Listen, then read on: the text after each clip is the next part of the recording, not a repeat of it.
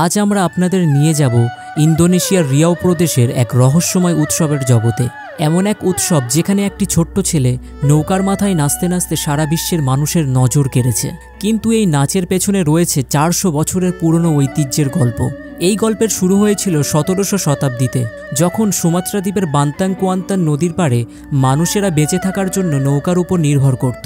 সেই সময় গ্রামবাসীরা ফসল, চিনি আর কলা পরিবহনের জন্য দীর্ঘ কাঠের নৌকা ব্যবহার করত। একটি নৌকা 40 থেকে 60 জন মানুষ বহন করতে পারত। কিন্তু আস্তে আস্তে পরিবহনের মাধ্যম হিসেবে ব্যবহৃত এই নৌকাগুলো রূপান্তরিত হয়ে গেল সামাজিক মর্যাদার প্রতীকে। তারপর একসময় গ্রামগুলোর মধ্যে শুরু হলো প্রতিযোগিতা। কোন গ্রামের নৌকা বেশি দ্রুত যেতে পারে, কোন গ্রামের নৌকা বেশি সুন্দর, এই নিয়ে গড়ে উঠল পাকু জালুর উৎসব। প্রথমে এটি পালিত হতো ইসলামিক উৎসব যেমন মিলাদুন্নবী আর ঈদের দিনে। পরে ডাচ শাসনামলে এটি রানী উইলহেলমিনার জন্মদিন পালনের রূপ নেয়। এখন পাকুজালুর উৎসব হয়ে উঠেছে ইন্দোনেশিয়ার স্বাধীনতা দিবস উদযাপনের অংশ। প্রতি বছর আগস্ট মাসে বাতাং কুয়ান্তান নদীর পাড়ে হাজার হাজার মানুষ জড়ো হয়। 2019 সালে 175টি নৌকা আর 9625 জন রোয়ার অংশ নিয়েছিল। 2022 সালে প্রায় 50,000 দর্শক এই উৎসব দেখতে এসেছিলেন।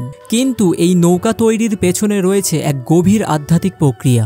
একটি জালুর নৌকা তৈরি করতে পুরো গ্রাম একসাথে কাজ করে। প্রথমে বনে গিয়ে কুড়ে বা বানিও নামক শক্ত কিন্তু হালকা কাঠের বিশাল গাছ খুঁজে বের করতে হয়। এই গাছ কাটার আগে পালিত হয় বিশেষ আচার অনুষ্ঠান। গ্রামের শামান বা আধ্যাত্মিক নেতা বনের কাছে অনুমতি চান। একবার গাছ কাটার পর সেটিকে নৌকার আকার দিতে মাসের পর মাস কাজ করতে হয়। 25 থেকে 40 মিটার দীর্ঘ এই নৌকা তৈরি হয় সম্পূর্ণ হাতে। প্রতিটি নৌকা একটি বিশাল গাছের গুঁড়ি থেকে তৈরি, কোনো জোড়া লাগানো হয় না। তারপর নৌকার গায়ে আঁকা হয় রঙিন নকশা আর লাগানো হয় বিভিন্ন অলংকার। নৌকা তৈরির পর আসে নামকরণের পালা। গ্রামবাসীরা একসাথে বসে ঠিক করেন নৌকার নাম, নাগশক্তি, গস্তুঙ্গ, রাউয়াং উদাং, এরকম বিভিন্ন নাম। তারপর রাতভর পালিত হয় বিশেষ অনুষ্ঠান যেখানে নৌকাকে ধোয়া হয়। থাকে রান্দাই নাচের পরিবেশন। কিন্তু এই পুরো উৎসবের সবচেয়ে আকর্ষণীয় দিক হলো একটি ছোট্ট ছেলে যে নৌকার সামনে দাঁড়িয়ে নাচে। তাকে বলা হয় তুকাং তারি বা নৃত্যশিল্পী। এই ছেলেটি সাধারণত 9 থেকে 11 বছর বয়সী হয়ে থাকে। তার কাজ হলো নৌকার রোয়ারদের উৎসাহ দেওয়া, তাদের মনোবল বাড়ানো আর দর্শকদের মনোরঞ্জন করা। আপনারা নিশ্চয়ই দেখেছেন এই বছর এক তুকাংতারি বাচ্চা বিশ্ববিখ্যাত হয়ে উঠেছে। রায়ান আরকান দিকা নামের এই 11 বছর বয়সী বাচ্চাটি তার নাচের মাধ্যমে লাখো মানুষের মন জয় করেছে। কালো পোশাক, সানগ্লাস আর ঐতিহ্যবাহী মাথার পাগড়ি পরে নৌকার মাথায় তার নাচ এখন সারা বিশ্বে ওয়ারা ফার্মিং নামে পরিচিত।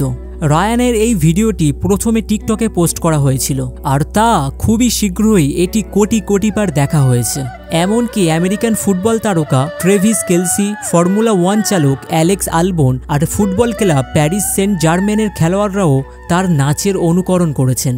কিন্তু এই নাচটি শুধু বিনোদনের জন্য নয়। পাকুজালুর ঐতিহ্যে বিশ্বাস করা হয় যে তুকাংতারি নৌকায় ভারসাম্য আনে, সৌভাগ্য ডেকে আনে আর প্রতিযোগিতার সময় আধ্যাত্মিক শক্তি সরবরাহ করে। এই ছোট্ট ছেলেটি শুধু একজন নৃত্যশিল্পী নয়, বরং তার গ্রামের সম্মানের প্রতিনিধি। একটি জালুর নৌকায় থাকে 50 থেকে 60 জন মানুষ, প্রত্যেকের আলাদা আলাদা দায়িত্ব। আছে তুকাং কানজাং যিনি কমান্ড দেন, তুকাং পিঙ্গাং যিনি নৌকা পরিচালনা করেন, তুকাং ওংজাই যিনি নৌকার গতি নিয়ন্ত্রণ করেন, আর আছে তুকাং কায়ু অর্থাৎ যারা নৌকা বেয়ে নিয়ে যায়। প্রতিযোগিতার তোপের আওয়াজে শুরু হয় দৌড়। প্রথম তোপের আওয়াজে সবাই স্টার্টিং লাইনে আসে, দ্বিতীয়বার তোপের আওয়াজে সবাই প্রস্তুত হয়, তৃতীয়বার তোপের আওয়াজে শুরু হয় দৌড়। প্রায় 1 কিলোমিটার দীর্ঘ এই দৌড়ে নৌকাগুলো বজ্রগর্জনের মতো আওয়াজ তুলে এগিয়ে যায়। এই উৎসবে জয়ী হওয়া শুধু একটি পুরস্কার পাওয়া নয়। 2022 সালে প্রথম হওয়া দলটি পেয়েছিল 65 মিলিয়ন রুপি, দ্বিতীয় স্থান অধিকারী পেয়েছিল 55 মিলিয়ন আর তৃতীয় স্থান অধিকারী পেয়েছিল 45 মিলিয়ন রুপি। কিন্তু এই অর্থের চেয়েও বড় বিষয় হলো সম্মান। প্রতিটি গ্রাম তাদের নৌকায় বছরের পর বছর শ্রম দেয়, স্বপ্ন দেখে আর প্রার্থনা করে। এই উৎসবে অংশ নেওয়া মানে তাদের পূর্বপুরুষদের ঐতিহ্য বহন করা। আজকের দিনে পাকুজালুর উৎসব শুধু একটি নৌকা দৌড় নয়, এটি হয়ে উঠেছে ইন্দোনেশিয়ার জাতীয় অধরা সাংস্কৃতিক ঐতিহ্য। 2022 সালে গুগল তাদের ডুডলেও এই উৎসবের সম্মান জানিয়েছে। আর এই বছর রায়ানের কারণে সারা বিশ্ব জানতে পেরেছে এই প্রাচীন ঐতিহ্যের কথা। পাকুচালুর থেকে বেরিয়ে আসা অনেক রোয়ারই এখন আন্তর্জাতিক প্রতিযোগিতায় অংশ নেন। 2018 সালের এশিয়ান গেমসে ইন্দোনেশিয়ার 6 জন রোয়ারের মধ্যে 4 জনই ছিলেন কোয়ান্তান সিংকিঙি এলাকার। তারা 2টি রৌপ্য আর 1টি ব্রোঞ্জ পদক জিতেছিলেন। রায়ানের এই ভাইরাল হওয়ার পর ইন্দোনেশিয়ার সরকার তাকে রিয়াও প্রদেশের পর্যটন দূত হিসেবে নিয়োগ দিয়েছে। তাকে দেওয়া হয়েছে সরকারি বৃত্তি। এই ছোট্ট ছেলেটি এখন শুধু একটি গ্রামের প্রতিনিধি নয়, বরং সম্পূর্ণ ইন্দোনেশিয়ার সাংস্কৃতিক ঐতিহ্যের মুখ। কিন্তু আসল কথা হলো, রায়ান যা করেছে তা নতুন কিছু নয়। তার মতো আরও অনেক তুতাংতারি গত 400 বছর ধরে এই একই নাচ নেচে আসছে। প্রতিটি উৎসবে এরকম শত শত ছেলে নৌকার মাথায় দাঁড়িয়ে তাদের গ্রামের সম্মান রক্ষা করে এসেছে। রায়ান শুধু সেই ধারারই একজন প্রতিনিধি যে আধুনিক প্রযুক্তির মাধ্যমে বিশ্বের কাছে পৌঁছে গেছে। এই গল্পটি আমাদের শেখায় যে ঐতিহ্য কখনো পুরনো হয় না। সামাজিক মাধ্যমের যুগে যখন সবকিছু দ্রুত পরিবর্তন হচ্ছে, তখনও একটি ছোট্ট ছেলের নাচ প্রমাণ করে দিয়েছে যে সত্যিকারের সংস্কৃতিকালের বাধা অতিক্রম করে যায়।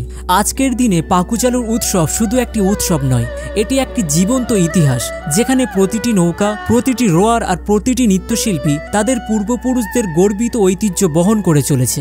রায়ানের এই ভাইরাল হওয়ার মাধ্যমে সারা বিশ্ব জানতে পেরেছে যে ইন্দোনেশিয়ার মতো দেশে এখনো কত গভীর আর সুন্দর সংস্কৃতি বেঁচে আছে। বাতান কোয়ান্তান নদীর পাড়ে যখন আবার তোপের আওয়াজ শোনা যাবে, যখন আবার দীর্ঘ নৌকাগুলো জলে নেমে যাবে, তখন মনে রাখবেন এটি শুধু একটি প্রতিযোগিতা নয়, এটি একটি সভ্যতার আত্মার প্রকাশ, যেখানে প্রতিটি ছন্দ, প্রতিটি নাচ আর প্রতিটি জয়ধ্বনি শত শত বছরের ইতিহাসের সাক্ষী হয়ে দাঁড়িয়ে আছে।